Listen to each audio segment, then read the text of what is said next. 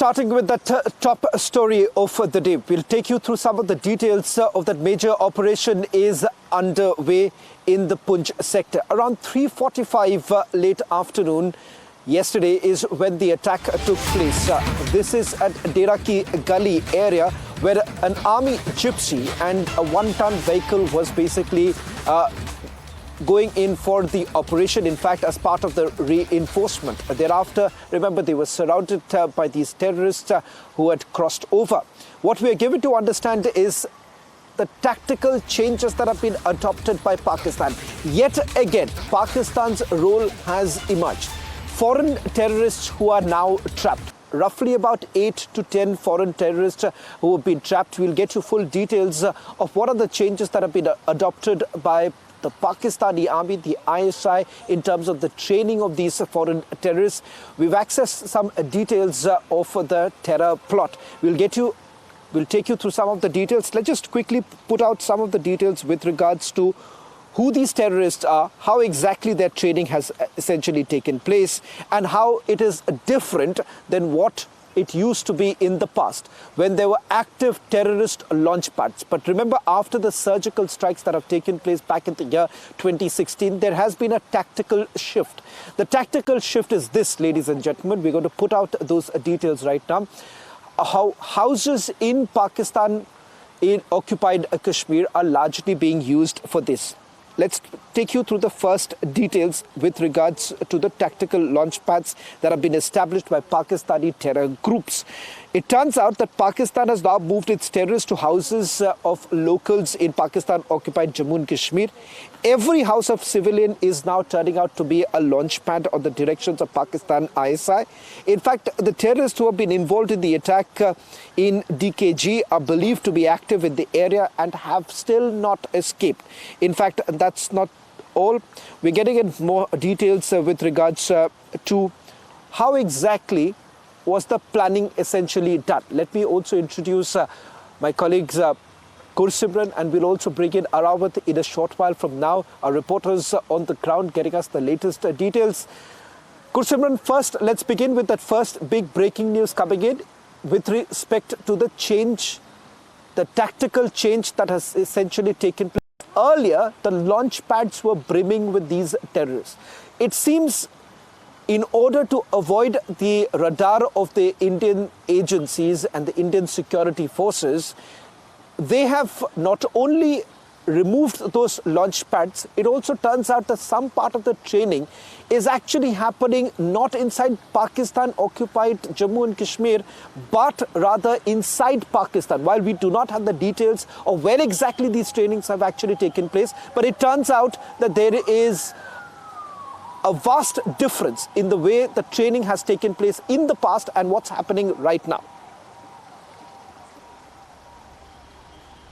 Sishavan, when it comes to the terror launch pads, there has been a tactical shift in the policy of Pakistan, that what the Pakistan is now doing owing to the international pressure, and also we have seen the attempts of the Pakistan, that now what Pakistan is doing, that they have shifted the terrorists from the terror launch pads to the houses of the civilians in the Pakistan occupied Jammu and Kashmir. What is the benefit of this for Pakistan? First is to evade the international pressure. Second is the 2016 surgical strikes that were carried out by the Indian side on the terror launch pads of the Pakistan. So now Pakistan don't want to give the international community a message that it has and it anymore has some of the launch pads very close to the line of control. So now they are shifting the terrorists that are trained inside in the hinterland or in the terror training camps that are not very close to the launch pads to the house of the civilians of the Pakistan occupied Jammu and Kashmir. This all is being done on the directions of the Pakistan intelligence agency ISI, and what is the benefit of this for the Pakistan is that the houses of the civilian in the POJK or on the other side, be it the Indian people, those who live ahead of the fence, they are very close to the other's fence, and that is what the Pakistan is using as an opportunity. They are telling the international community that, see, our civilians are living very close to the border ahead of the fence. But in reality, it is the attempt of the Pakistan to push terrorists and to provide them an easy way to remain close to the line of control, and whenever they get an opportunity, they make an attempt attempt to sneak into the Indian territory. 13 such attempts, Shawan, have been foiled by the Indian Army this year, that is in the Poonch line of control. All the attempts were made in Poonch only, but they all have been foiled. 14 attempts succeeded, they were foiled in the hinterland. So 14 terrorists killed in the hinterland, those who sneaked in from the Pakistan, 13 killed on the line of control while trying to sneak in from these tactical terror launch pads that the Pakistan has created inside the houses of the civilians in the Pakistan-occupied Jammu and Kashmir on the directions of the ISI. And the second thing that, Shawan, you have mentioned is the training of the terrorists in the hinterland. Since the terrorists are now operating in the hinterland, earlier what used to happen that the terrorists used to sneak in from the line of control. Their primary focus remains to be to attack some of the installation of the Indian Army, to carry out bat attack, or in case they enter into the territory, they usually used to carry out the Fidain attacks. But now Pakistan wants their terrorists to operate in the hinterland, in Jammu and Kashmir, in Rajouri, Poonch area, to be very specific. And for the same, the terrorists are trained in the hinterland. They are trained in the areas where there is a dense foliage, in the where there is a natural caves, and also area where there is population. Because if you remember the 2022 August Pargal attack, the terrorists were roaming in the area that is a city area of Pargal for almost a couple of weeks. They were traced by the security agency many a times, but were killed only after they carried out attack on the Indian Army's operational base in Pargal, in which we lost 5 of our brave hearts. So this has become a modus operandi, that how they can mingle with the civilian population, how they can take the help of the overground workers to remain in the hinterland, to remain in the populated area as well, and when needed they can carry out attack, Shawan. Well, in fact, Pakistan and China link, that's the other story that we're going to focus right now, getting you full details of why China too has been involved in keeping the Western sector hot. How exactly does that really impact the deployment of Indian security forces along the line of actual control? If you were actually wondering that this is only the job of Pakistan, but ladies and gentlemen, it turns out that there is much more than that. Tonight, let's put out those details that we are getting in right now with regards to how exactly China also plays a key role. Whether at all ensuring that the Western sector of India remains active, which would essentially mean that the deployment would also have that focus. It turns out that this is essentially being done so that the line of actual control could perhaps be given a miss. Now, let's just take you through some of the details in terms of the deployment that has taken place and why it's turning out to becoming a far more difficult situation. Now, India, in fact, had recently moved in one more brigade to counter terrorist activities and have achieved success in delegating 20 plus terrorists, including all Pakistanis. That's important to point this out. Secondly, with regards to the Chinese aggression that we have seen on the line of actual control, India was initially going in for a uniform, rather, force of Rashtriya Rifles from the Poonch sector to Ladakh to counter the Chinese aggression in 2020 and put pressure on them to match the Indian strength. But it turns out that keeping the Western sector active would also give some sort of an advantage to the Chinese. Let me just go across to my colleague Gursimran, who's getting us the latest details.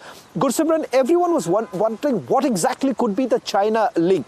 Now, it turns out that this is a deliberate attempt to keep the Western sector absolutely hot, which would essentially mean that in terms of deployment, India would have to then balance out between the deployment that's taking place on the Western sector and what's really happening along the line of actual control. Help our viewers understand what's the link.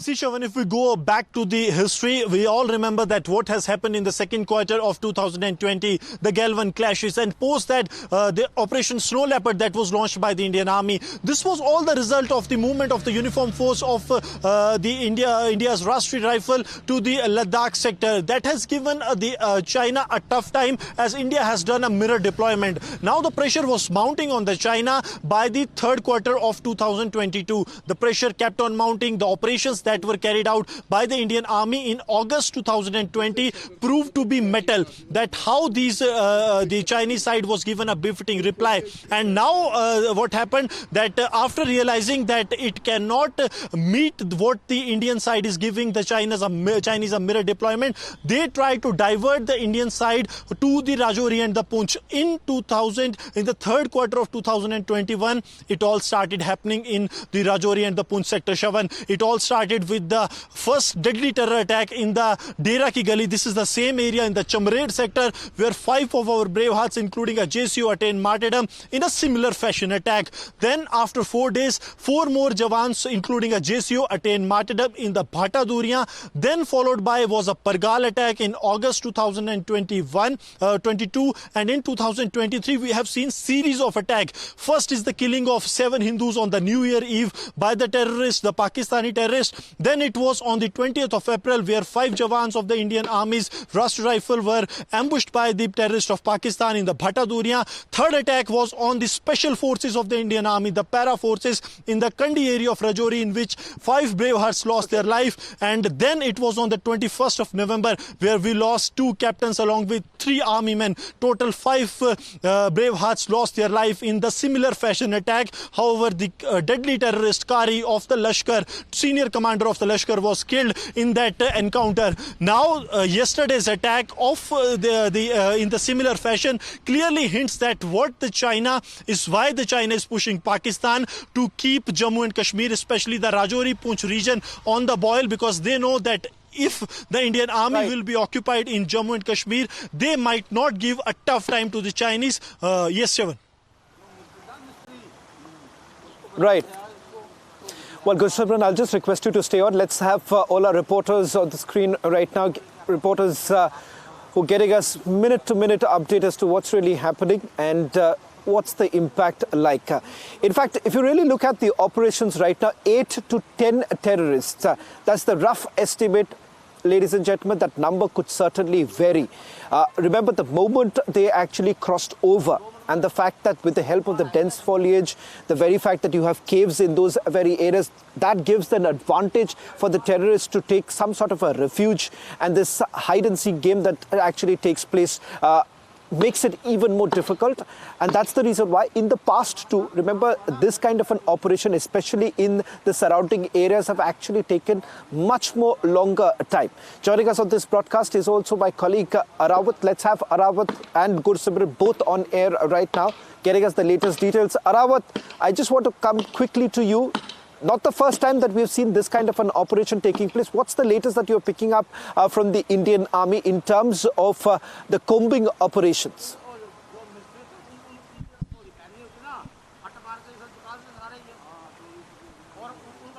Yeah, Shavan, the massive combing operation that started yesterday is still underway. The special forces have been pushed in the difficult and very harsh forest areas where the operation is going on, and the special forces which is capable to deal with the anti-terror operation, these forces are capable. They will survive without having food or water for the many hours, and these forces have been deployed in the Poonch area where terrorists targeted the army convoy yesterday. I can tell you, Shavan, right now the massive coordinated search operation is still underway. The more reinforcement has been sent to these forest areas. The massive search is underway. In fact, the operation will be halted yesterday. In fact, at 11 p.m. the operation was halted. Same will happen today because it's a very challenging for the security forces, as the security has been completely covered. This complete area, all the entry and exit points have been sealed by the security forces, and the night vigilance camera has been also placed in many forest areas, including this area where I'm reporting, including the forces who are here right now are highly deployed with the latest technology weapons. In case we can show the, you can see here in visuals, if it's possible to show, it's very difficult for the security forces to do operation right now because it's very dense for heavy fog. Right now it's very quite impossible for the security forces to do operations right now. Yes, Shava. Right. Well, thank you very much, Arawat, as well as Gursimran, for getting us the latest details, a story that we'll be tracking very closely. Remember, the operations are still underway. And as we understand, the Indian Army has thwarted multiple attempts that have actually been made. Perhaps it's going to take much more time before they are able to end the operation. Should we focus now to the other top story that we're getting to you tonight? Remember, there's been a massive controversy after the Wrestling Federation of India elections that have taken place. You've had national icon Sakshi Malik hanging the boots, saying that it's Brij Bhushan's aide and business partner who's at the helm of affairs of the Wrestling Federation of India. But is that the full picture? What is it that the Wrestling Federation of India's current chief, Sanjay Singh, has to say? And also the very fact that some suggesting that the wrestlers' side had put up only 3 candidates, of which 2 candidates have already been elected. Only 1 candidate, that is the Wrestling Federation of India's presidential candidate, did not actually make it through. Listen in to what Sanjay Singh had to say, and then we also get across to those 2 candidates from the wrestlers' side who made it through. What is it that they have to say? Let's first play out the interview with Sanjay Singh.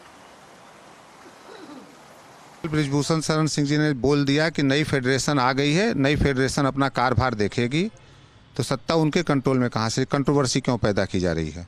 ये wrestlers का ये भी कहना है कि ये जो है वो एक डिलिबरेटली किया गया, इसको कॉम्प्रोमाइज तरीके से इसको किया गया है। किस रेस्लर्स का कहना है? ये हमारे जो एक्चुअल खिलाड़ी हैं वो इससे खुश हैं। पूरे देश में एक साथ सारे अखाड़ों पे एक साथ पटाखा दागा गया है। और रह गई बात, जैसे कह रहे हैं ब्रिजभूषण शरण सिंह, तो 12 साल का उनका अनुभव है। कुश्ती को उन्होंने 2009 से और अभी आप देख लीजिए कहाँ से कहाँ ले गए हैं। और तो उनसे राय ली ही जाएगी। हर क्षेत्र में अनुभवी आदमी से राय ली जाती है।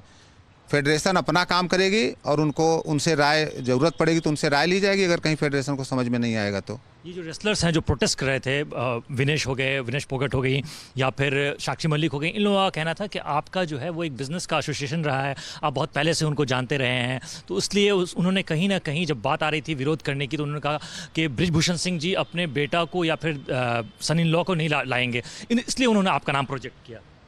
अब वो रेसलर रही नहीं गए, वो राजनीतिक के मोहरे हो गए हैं, इसलिए उनकी बात ना ही करें तो ज़्यादा अच्छा है। अच्छा, अभी आपको क्या लगता है कि साक्षी मलिक को अपना जो इस्तीफा उन्होंने दिया है कि मैं अब कभी कुश्ती के रिंग में नहीं आऊँगी, क्या लगता है आपको वापस लेना चाहिए? अगर वो आती हैं, लड़ने के लिए आती हैं, ट्रायल दें, ट्रायल में अगर वो पार होती हैं तो लड़े, हमें उनका स्वागत है। अच्छा, विनेश फोगट ने आखिरी बात ये कही कि कुश्ती का जो फ्यूचर है वो बहुत डार्क है। अब कुश्ती का फ्यूचर बहुत ब्राइट था। 11 महीना 3 दिन इन लोगों ने ग्रहण लगा दिया था। अब वो ग्रहण हट गया। ग्रहण हटने के बाद बहुत तेज़ी से कुश्ती बढ़ेगी। हम लोगों ने एक यही अभी आश्वासन कह लीजिए या वो दिया था कि अगर फेडरेशन अपने पास आती है तो अंडर 15 और जूनियर इसको हम लोग तुरंत इस कैलेंडर ईयर में कराएंगे। और वो हमने कल उसको तुरंत कल सर्कुलर जारी कर दिया सारे स्टेट को कि 28, 29, 30 ये दोनों इसी कैलेंडर में कुश्ती के बच्चों का नुकसान ना हो। तो इसी से आप समझिए कुश्ती डार्क में जाएगी, कुश्ती ऊंचाई पे जाएगी। अच्छा, विनेश फोगट ने एक बात और कही कि ये जो सब कुछ हुआ इससे कहीं ना कहीं जो एसोसिएशन है उसका नुकसान हुआ। वो उसमें निष्पक्ष चुनाव को लेकर सवाल खड़े किए जा रहे थे। चुनाव एकदम निष्पक्ष हुआ है। उन लोगों ने जिसको लड़ाया था वो उन्होंने वोट दिया है, जो उनके थे उन्होंने वोट दिया, सब कुछ किया। कहीं चुनाव में कोई सुप्रीम कोर्ट के आर्डर से चुनाव हुआ है, सुप्रीम कोर्ट के देख रेख में चुनाव हुआ है, तो चुनाव इसलिए निष्पक्ष हुआ है। एक गहन आरोप उन्होंने ये भी लगाया कि उन्हें अब ये क्लू नहीं मिल रहा है कि जस्टिस के लिए जाएं तो कहाँ जाएं, इंसाफ की गुहार लगाएं तो कहाँ लगाएं। ये विनेश फोगट जी का कहना है। अब उनके साथ कोई अन्याय हुआ ही नहीं था तो कहाँ जाएंगे न्याय की गुहार लगाने? न्याय की गुहार वो लगाने जाता है जिसके साथ अन्याय हुआ होता है। और ये भी क्लेम किया जा रहा है रेस्लर्स के द्वारा कि आपको जो है वो एक डमी कैंडिडेट के तौर पे इस्तेमाल किया जाएगा, क्योंकि सारा का सारा जो है वो कंट्रोल जो है वो ब्रिजभूषण सिंह जी के पास। ये सब निराधार आरोप है। हम भी 12 साल से चल ही रहे हैं, उसी कुश्ती संघ में ही थे, इसलिए हमको पता है कि कौन क्या डमी है कि नहीं है, वो आगे समय बताएगा। And even as the face-off continues, the other side of the story is this, ladies and gentlemen. As far as the wrestlers are concerned, those who were protesting, they had also put up their own candidates. Let's listen in to 2 such candidates from the wrestlers' side who made it through. What is it that they have to say about the allegations that have been leveled by Sakshi Malik and the others? अभी तो जो भी development हो रहे हैं वो देखिए due process follow हुआ है, इलेक्शन हुआ है उसके लिए, और अब धीरे धीरे हम इसकी फंक्शनिंग जो है वो फेडरेशन की अब जस्ट क्योंकि कल ही इलेक्शन हुए हैं तो अभी इसकी वर्किंग देखेंगे और कोशिश करेंगे कि फेयर एंड ट्रांसपेरेंट तरीके से ऑर्गेनाइजेशन आगे चले। लोचक जी, कल एक बात जो लगातार साक्षी मलिक द्वारा कही जा रही थी, जब उन्होंने कहा वो रेसलिंग छोड़ रही हैं, उन्होंने अपना जूता रख दिया स्टेज टेबल पर, उन्होंने कहा वो रेसलिंग छोड़ रही हैं क्योंकि वो कह रही थी पक्षपात हुआ है, अनफेयर इलेक्शंस हुए हैं। क्या आपको भी ऐसा लगता है, क्योंकि आप रेसलर्स की तरफ से फील्ड किए गए थे इस इलेक्शन में, आपको लगता है कि अनफेयर इलेक्शन हुआ है जैसा वो आरोप लगा रही है? नहीं, अनफेयर इलेक्शन जैसी कोई बात नहीं है। इलेक्शन तो ड्यू प्रोसेस से हुआ है और वहाँ पे जो रिटर्निंग ऑफिसर हैं और पूरी जो कंप्लीट IOA के ऑफिशियल वगैरह सब लोग प्रेजेंट थे, तो वो है ठीक है। वोट्स नहीं हो पा रहे या मैनेज नहीं हुए वो एक अलग विषय है, बट कोई अनफेयर वाली बात नहीं कि सामने कोई अनफेयर हुआ है। वोटिंग जो आपका प्रोसीजर है वो ड्यू प्रोसेस फॉलो किया गया। 3 में से 2 लोग जो रेसलर्स की तरफ से थे वो चुनाव जीते हैं, आप हैं, देवेंद्र कादियान है, सिर्फ एक अनीता है जो अध्यक्ष पद के लिए कॉन्टेस्ट कर रही थी लेकिन वो जीत नहीं पाई। आपको क्या लगता है कि दोबारा से आरोप क्यों लगाए जा रहे हैं, दोबारा से मुखर होके क्यों कहा जा रहा है कि संजय सिंह बबलू एक डमी कैंडिडेट हैं, चुनाव में बृजभूषण शरण सिंह का साइड देखा गया, चुनाव में रेसलर्स को कंसिडर नहीं किया गया, चुनाव पक्षपात हुए हैं, ये आरोप दोबारा से क्यों लगाए जा रहे हैं? क्योंकि इससे पहले भी कई तरह के आरोप लगते रहे हैं बृजभूषण शरण सिंह पर। देखो, इस पर मैं कोई कमेंट नहीं करूँगा, बहुत ही स्ट्रेट फॉरवर्ड। हमें जो रिस्पॉन्सिबिलिटी मिली है हमें उसको कैरी ऑन करना है और कोशिश करना है कि एज़ पर रूल जो है वो काम करें और फ्यूचर में किसी भी रेसलर्स को किसी तरह के इश्यूज़ ना हो उसको इंश्योर करें।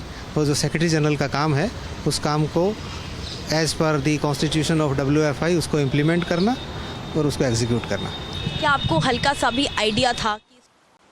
देखिए, सबसे पहले मैं आपके माध्यम से रेसलर जो जगत के जितने भी लोग हैं जिन्होंने मुझे सपोर्ट किया, जिन्होंने मुझे वोट डाला, मैं उनका धन्यवाद करना चाहता हूं, क्योंकि मेरा जो चुनाव था बिल्कुल एक तरफा था।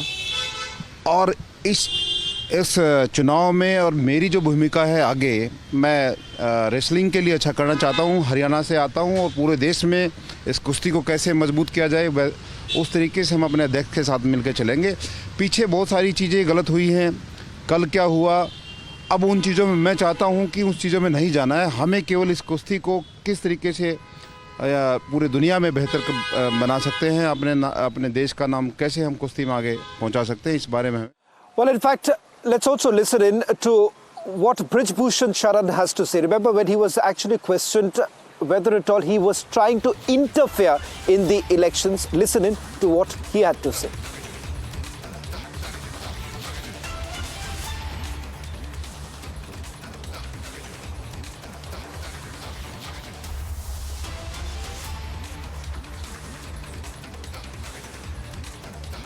हाँ, वापस लेना चाहिए।